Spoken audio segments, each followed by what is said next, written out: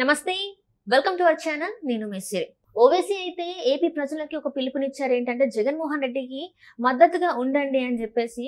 మరి నిజంగా అక్కడ ఉన్న ముస్లిం ప్రజలు జగన్మోహన్ రెడ్డి గారికి మద్దతు పలుకుతారా, లేకపోతే బాబుకి ఇంకా పవన్ కళ్యాణ్ గారికి మద్దతు పలుకుతారా, లేకపోతే వాళ్ళకి షాక్ ఇస్తారా అనేది మనకు వివరించడానికి మనతో పాటు ఉన్నారు ప్రముఖ సీనియర్ జర్నలిస్ట్ డివిఎస్ గారు.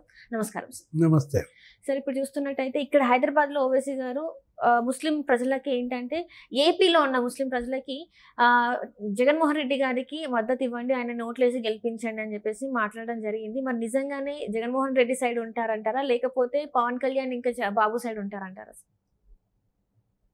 అసదుద్దీన్ ఓవైసీ ఇచ్చినటువంటి పిలుపు ఏంటి, ఆంధ్రప్రదేశ్లో ముస్లింలంతా కూడా జగన్మోహన్ రెడ్డికి అండగా ఉండాలన్న పిలుపు. అది ముస్లింలకు ఎంత మేరకు చేరిందో లేదో తెలియదు, కానీ మనం అసదుద్దీన్ ఓవైసీకి జగన్మోహన్ రెడ్డికి ఉన్న ఆ జిగ్ని దోస్తీని బయట పెట్టిందనమాట. ఓవైసీ ఇక్కడ కూడా పిలిపించాడు కేసీఆర్కే ఓటేయమని. వేశారా? ఏమైపోయాడు కేసీఆర్? ఓవైసీని నమ్ముకున్నందుకు ఆయన కూడా ఓడిపోయిన పరిస్థితి. ఓవైసీ ఎంతవరకు కూడా అతను గట్టును ఉండాలని కోరుకుంటాడే తప్ప తను ఇచ్చిన పిలుపు ఇవాళ ప్రజలు రిసీవ్ చేసుకునే పరిస్థితి లేదు. ఎందుకంటే ఆంధ్రప్రదేశ్లో ముస్లిం సమాజం డిఫరెంట్. గతంలో కూడా మనం చూసాం, ఓవైసీ ఆంధ్రప్రదేశ్ ఎన్నికల్లో తిరిగాడు, అక్కడ కూడా మజ్లిస్ తరపున పోటీకి నిలబెట్టాడు. అయినా కూడా అక్కడేమీ ఆయన సక్సెస్ కాని పరిస్థితి. అంటే ఇదే కారణం. ఇవాళ ఆంధ్రప్రదేశ్ ముస్లింలు జగన్మోహన్ రెడ్డి ప్రభుత్వంలో ముస్లింలకు మేలు జరిగిందా, చంద్రబాబు ప్రభుత్వంలో ముస్లింలకు మేలు జరిగిందా, ఇది డిబేట్. చంద్రబాబు పెట్టినటువంటి 19 స్కీములు, ముస్లిం మైనారిటీల స్కీములను జగన్మోహన్ రెడ్డి రద్దు చేశాడు. మరి 19 స్కీములు రద్దు చేసిన జగన్కి ముస్లింలు ఓటేస్తారా? రంజాన్ తోఫా 11 లక్షల ముస్లిం పేద కుటుంబాలకి ప్రతి రంజాన్కి కూడా నీకు 200-300 రూపాయలు విలువైనటువంటి పండుగ సరుకులు ఇచ్చేవాళ్ళు. సేమియా, ఘీ, రంజాన్కి వండుకునే ఇవన్నీ ఉంటాయి కదా, బెల్లం, ఇలాంటివన్నీ కూడా నిలిపేశాడు. అంటే ముస్లింలో పొట్టగొట్టాడు అన్నమాట. ఆ స్కీమ్ని నిలిపివేయడం ద్వారా జగన్మోహన్ రెడ్డి. ఇప్పుడు ఇవాళ మరి రంజాన్ తోఫా తీసుకునే ఏ ముస్లిం అయినా జగన్ కోటేస్తాడా? ఓవైసీ చెప్పాడని. ఓవైసీ ఎప్పుడైతే ఈ స్టేట్మెంట్ ఇచ్చాడో వెంటనే ఆంధ్రప్రదేశ్లో 17 ముస్లిం సంఘాలు సమావేశమయ్యాయి. 17 ముస్లిం సంఘాలు ఓవైసీని ఖండించాయి. ఏది మీ సంగతి మీరు చూసుకోండి. అసలు ఓవైసీ పార్టీ జిల్లా అధ్యక్షులు కూడా ఇవాళ తెలుగుదేశం జనసేన కూటమికి మద్దతు ఇస్తున్నారు. ఇలాంటి పరిస్థితుల్లో ఇప్పుడు ఏంటంటే జగన్మోహన్ రెడ్డి మునిగే ఓడ. ఈ మునిగిపోతున్న పరిస్థితుల్లో తెప్పగా ఏది దొరికినా పట్టుకుని ఈదుదాం అనుకుంటున్నాడు. ఓవైసీ స్టేట్మెంట్ కావచ్చు, లేకపోతే ముస్లిం రిజర్వేషన్ల అంశం. అమిత్ షా ఏదో ముస్లిం రిజర్వేషన్లు మేము వస్తే క్యాన్సిల్ చేస్తామన్న ప్రసంగం వీడియో ఇవాళ అక్కడ కూడా వదులుతున్నారు. ఏ video Amit Shah deep fake video ఇవాళ తెలంగాణ ముఖ్యమంత్రి రేవంత్ రెడ్డికి కూడా సమ్మన్లు ఇచ్చారంట. మరి అదే వీడియో ఆంధ్రప్రదేశ్లో కూడా వైరల్ చేశారు కదా. అమిత్ షా రిజర్వేషన్ల మీద మాట్లాడిన మాటల వీడియో, డీప్ ఫేక్ వీడియో, అది మరి ఆంధ్రప్రదేశ్లో వైరల్ చేసిన వైసీపీ సోషల్ మీడియాని ఎందుకు పిలవలేదు?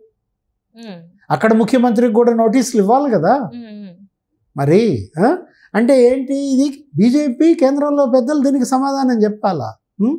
ఇవాళ 4% రిజర్వేషన్లు ముస్లింలు చంద్రబాబు వస్తే ఇస్తాను, కంపల్సరీగా కొనసాగిస్తాను, సమర్థులైనటువంటి నా లాయర్లను పెట్టి డబ్బులు ఎంతైనా ఖర్చు పెట్టి సుప్రీంకోర్టులో వాదనలు చేయించి ఆ రిజర్వేషన్లు ఉండేలా చూస్తానని చంద్రబాబు హామీ ఇస్తున్నాడు. చంద్రబాబుని నమ్ముతారా, జగన్మోహన్ రెడ్డిని నమ్ముతారా? అబ్దుల్ సలాం నంద్యాలలో ట్రాజడీ నీకు తెలుసు. భార్య, 2 బిడ్డలను కూడా రైలు పట్టాలకి కట్టేసి సామూహిక ఆత్మహత్యలకు పాల్పడ్డారు. ఈ వైసీపీ వాళ్ళ వేధింపులకు తట్టుకోలేక. ఇస్లాం సూయిసైడ్ చేసుకోవడం మహాపాపం అంటారు.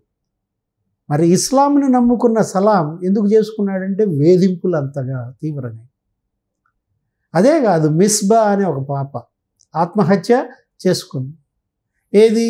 ఈ వైసీపీ నాయకుడి కూతురు కన్నా ఎక్కువ మార్కులు తెచ్చుకున్న నేరం మిస్బాద్. అయ్యే ఎక్కువ మార్కులు వచ్చిన మిస్బాని టీసీ ఇచ్చి పంపించేసేసరికి బాధపడి సూసైడ్ చేసుకుంది.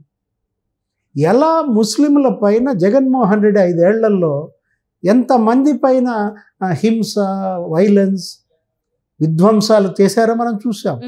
నెల్లూరులో ముస్లింల ఇళ్ళు కూల్చేశారు. ముస్లింలు ఓటేస్తారా? ఇప్పుడు పిన్నెల్లి అనే గ్రామంలో, పల్నాడులో వందలాది ముస్లిం కుటుంబాలని గ్రామ బహిష్కారం చేశారు. వాళ్ళ కోసం చంద్రబాబు గుంటూరులో ఒక పునరావాస శిబిరం పెట్టాడు. ఆయన్ని పునరావాస శిబిరానికి వెళ్ళనీయకుండా ఆయన ఇంటి గేట్లు తాళ్ళేసి కట్టారు. గ్రామ బహిష్కారాలకు గురైనటువంటి ముస్లింలు మరి వాళ్ళ వైసీపీకి ఓటేస్తారా? అదే కదా ఈ 17 ముస్లిం సంఘాలు అక్కడ సమావేశమై ఓవైసీని క్వశ్చన్ చేశాయి. ఏమని? ఎక్కడున్నావు అసదుద్దీన్ ఓవైసీ? ఇక్కడ వందలాది ముస్లిం కుటుంబాలను గ్రామ బహిష్కారం చేసినప్పుడు నువ్వెందుకు మాట్లాడలేదు? నెల్లూరులో ముస్లింల బిల్డింగులు కూల్చేసినప్పుడు నువ్వెందుకు మాట్లాడలేదు?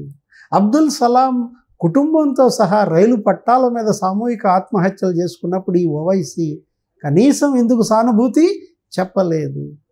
ఇవాళ మిస్బా ఆత్మహత్య చేసుకున్నప్పుడు ఆ కుటుంబానికి ఓవైసీ ఏం సానుభూతి చెప్పాడు?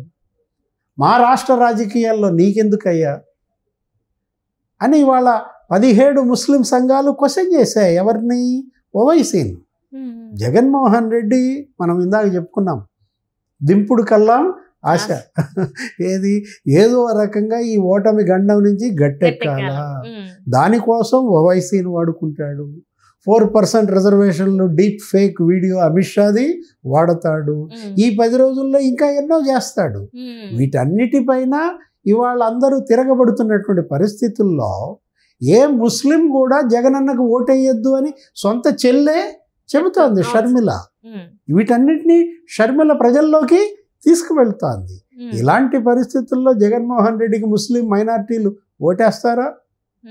అంటే ఇప్పుడు తను అనుకున్నది ఏంటంటే, ముస్లింలు అంటే బీజేపీకి కొంచెం వ్యతిరేకత ఉంటుంది కాబట్టి ఈసారి కూటమిని ఆ రకంగా ఒకవేళ అక్కడ ఓటు బ్యాంక్ అయితే చీలే అవకాశం ఉందని చెప్పేసి అట్లా మాట్లాడుతున్నారేమో. అంటే బీజేపీ ఇంతకు ముందు లేదా? బీజేపీ ముస్లిం వ్యతిరేకత ఇంతకు ముందు లేదా? ఇంతకుముందు మరి తెలుగుదేశం బీజేపీతో ఉన్నప్పుడు గెలిపించలేదా ఇదే ముస్లింలు? అప్పుడేమన్నా వాళ్ళ మీద దాడులు జరిగాయా? ఇప్పుడు చంద్రబాబు బీజేపీ అధికారంలో ఉన్నప్పుడు ఆంధ్రప్రదేశ్లో అబ్దుల్ సలాం లాగా ఏ కుటుంబం అన్నా రైలు పట్టాల మీద సామూహిక ఆత్మహత్యలు చేసుకుందా? ఏ 10వ తరగతి ముస్లిం బిడ్డ అయినా సూసైడ్ చేసుకుందా? చంద్రబాబు ముఖ్యమంత్రిగా, నరేంద్ర మోడీ ప్రధానమంత్రిగా ఉన్నప్పుడు వందలాది ముస్లింలను గ్రామ బహిష్కారం చేశారా? ముస్లింల ఇళ్ళు కూల్చేశారా? పోల్చుకుంటారు కదా. ముస్లింల తోటలు నరికేశారా?